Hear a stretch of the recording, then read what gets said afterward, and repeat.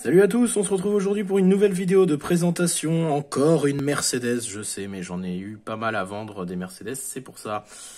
Alors là, on va s'attaquer aujourd'hui à une Mercedes qui est pas aimée de tout le monde, hein, je sais bien, j'en ai conscience.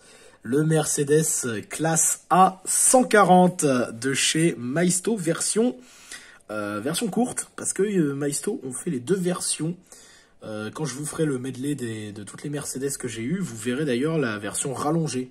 Parce que je l'ai vendue d'ailleurs il n'y a pas si longtemps que ça, avant de lancer ma chaîne. Donc voilà, il y a la version rallongée, hein, qui a quelques centimètres de plus, chez Maisto également. Mais là, on s'attaque vraiment à la version courte, qui est la version la plus courante, hein, et celle que d'ailleurs, même nous, pour le vrai, on voit le plus souvent dans nos rues.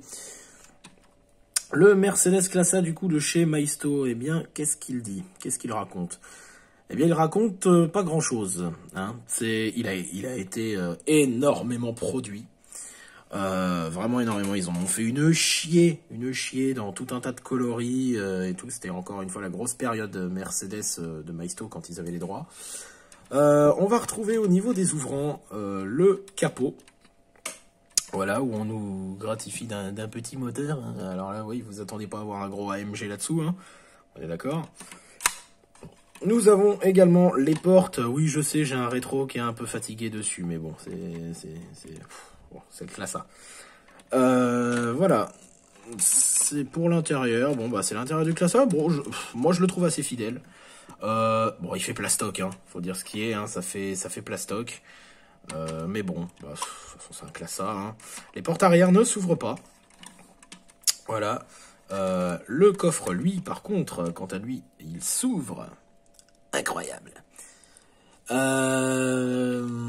ce qui est du dessous, hop, voilà, on peut constater, voilà, le moteur, la ligne d'échappement. C'est très basique, hein.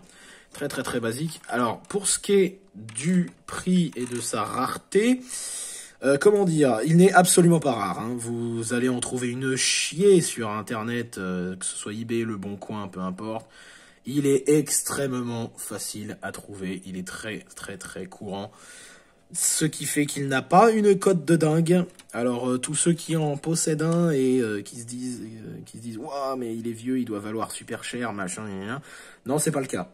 Donc oui, c'est un vieux modèle de chez Maisto déjà, mais c'est pas parce qu'il est vieux qu'il cote quoi que ce soit, il ne vaut que dalle. Vous pouvez le trouver en fonction de son état entre 5 et 15 euros. Hein. C'est vraiment le maximum que je vous conseille de mettre. Hein. Un en excellent état, sans boîte d'origine, ouais, 12-13 euros, ouais, pas plus. Hein. Avec sa boîte, vous allez, c'est pour vous dire que même avec la boîte, il est pas cher. Avec la boîte, vous allez mettre quoi, 20 euros dedans, hein. 20, 25, voilà. Mais voilà, là, on se trouve vraiment sur une fourchette de prix vraiment très basse. Parce que c'est un modèle qui est un peu mal aimé et qui n'est pas très collectionné au final, hein, parce que les gens le revendent tous. Donc voilà, bah c'est tout pour ce petit classe A.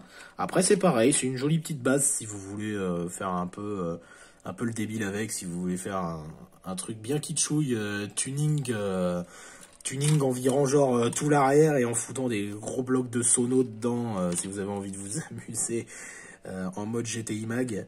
Voilà. Bon bah c'est tout pour ce modèle, il n'y avait pas grand chose à dire. Du coup bah je vous retrouve pour une prochaine vidéo. Allez, ciao tout le monde.